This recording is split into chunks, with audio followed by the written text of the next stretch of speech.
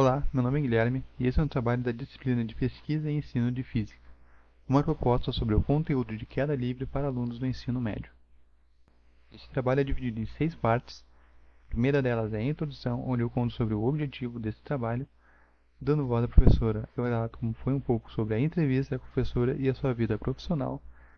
De todos os anteriores, eu conto como foi feita a busca na literatura para atender às necessidades da professora.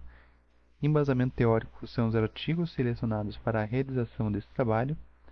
Insight proposta de solução é a proposta de uma atividade atendendo à realidade da professora. E as considerações finais. A entrevista com a professora foi numa escola estadual localizada na zona norte de Porto Alegre, situada na região do 4º Distrito. A professora tem formação em Ciências e Matemática pela FAPA, Faculdade Porto Alegrense, e ela atuou na área desde 2006. Hoje em dia ela trabalha em 2 escolas, tem uma carga horária de 60 horas semanais, e o assunto de interesse dela é a queda livre. Nessa escola onde foi realizada a entrevista, ela não utiliza o laboratório de ciências. Então, a partir do tema proposto pela professora, a minha pesquisa na literatura foi a partir do site do Google Acadêmico. Eu utilizei as palavras-termo queda livre experimental e queda livre epistemologia. Separei em torno de uns 10 artigos e selecionei 4 artigos para a realização desse trabalho.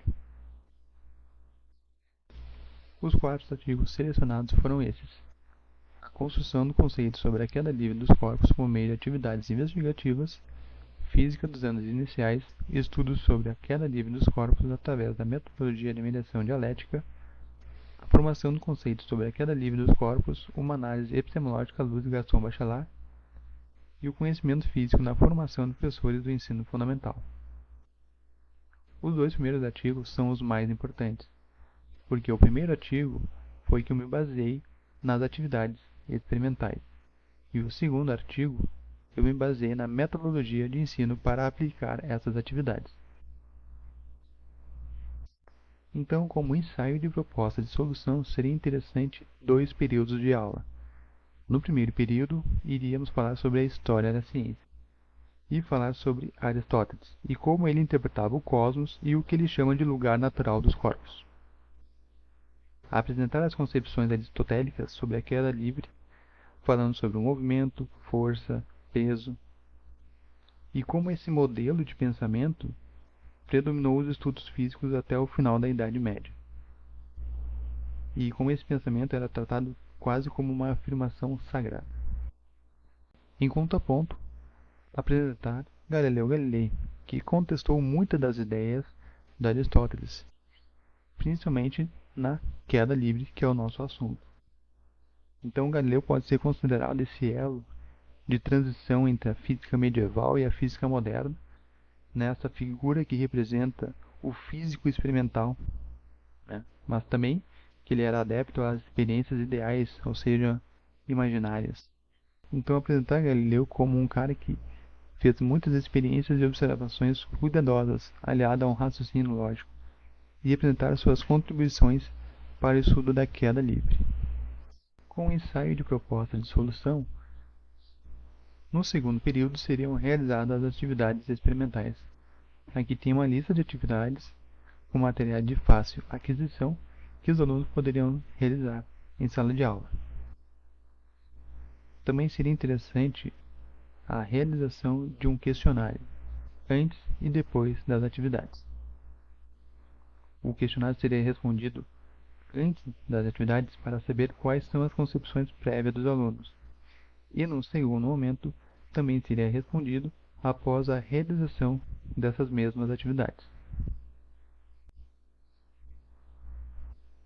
O segundo período de aula é dedicado às atividades experimentais. E para realizar essas atividades, vamos utilizar a metodologia de ensino chamada Metodologia de Mediação Dialética. E ela tem 4 etapas. A primeira delas se chama Resgatando, onde a professora vai apresentar atividades que vão ser realizadas. Ela vai separar uma em específico, que é a queda livre da bolinha de aço e a de papel. E ela vai distribuir esse material para os grupos para eles poderem sentir o peso e como é que é o material. Depois de um tempo ela vai recolher as bolinhas de papel e aço e vai pedir para os alunos responderem o questionário com suas concepções prévias sobre cada lançamento. A segunda etapa se chama problematizando, onde vai ocorrer uma intervenção da professora e ela vai realizar uma das atividades, que seria a queda livre da bolinha de aço e de papel. E quando ela lança a bolinha de aço e papel, contradiz o nosso senso comum, que seria achar que a bolinha de aço irá cair primeiro. E quando as bolinhas caem juntas, a gente incentiva os alunos a levantarem hipóteses sobre o porquê do ocorrido. Então, nessa parte, coloca o aluno em contradição, ao mostrá-lo divergências entre o seu saber imediato e o conteúdo de ensino mediato. A terceira etapa se chama sistematizando, onde vai ocorrer a realização das atividades experimentais. Aqui tem um exemplo das atividades que eles vão realizar. Seria 2 folhas de caderno, uma folha de caderno e a outra amassada, uma folha sobreposta ao caderno, entre as outras que são relacionadas às bolinhas.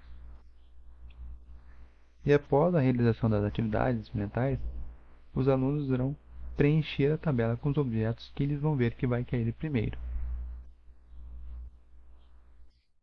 E a quarta etapa se chama produzindo, onde a professora vai verificar a eficiência do sistematizando, vai discutir e concluir as atividades.